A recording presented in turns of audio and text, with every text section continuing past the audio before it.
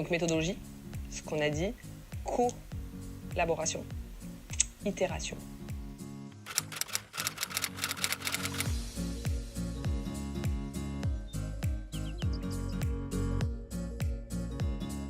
Bonjour, je suis Émilie Fage, ça fait un peu plus de 12 ans que je travaille dans le domaine des ressources humaines et ça fait 8 ans que je travaille pour NGAHR, qui est une entreprise de services RH.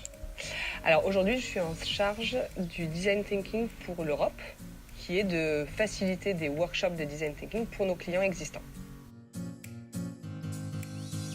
Aujourd'hui, la spécificité du design thinking, c'est comment faire en sorte que les RH reprennent possession en fait, de l'innovation et se recentrent sur l'humain. Puisque dans les 10-15 dernières années, on s'est beaucoup concentré sur le développement des outils. Et aujourd'hui, on revient sur l'humain, ce que l'on va appeler dans notre entretien le client, qui est le client interne, l'employé. Alors, le design thinking, c'est une méthodologie de résolution de problèmes. C'est un principe qui permet une co-innovation via la collaboration de groupe et qui va, alors en français, ça s'appelle la pensée créative, ce qui biaise un petit peu en fait la réalité de ce qu'est le design thinking parce qu'on ne fait pas que penser. Le design thinking, ça va jusqu'à l'application concrète. Et on ne fait du design thinking que lorsque l'on arrive à faire des prototypes et à tester les actions que l'on veut mettre en place, les solutions. Je pense qu'il y a une différence à savoir parce que le design thinking, on s'en sert lorsqu'on a une problématique qui existe. Donc, si à un moment donné, il y a une crise ou un problème dans votre projet qui peut mettre votre projet en péril, on peut mettre en place une session de design thinking pour essayer de débloquer la situation.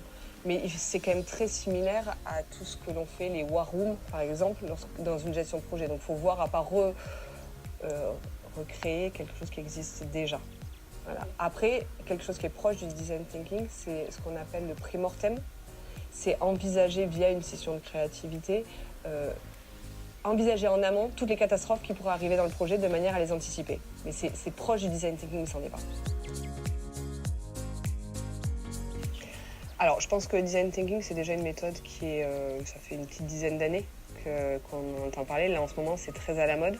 Je pense que, du coup, elle peut être victime de son succès parce que ça peut être très rapidement pris par des consultants, juste la méthode post-it.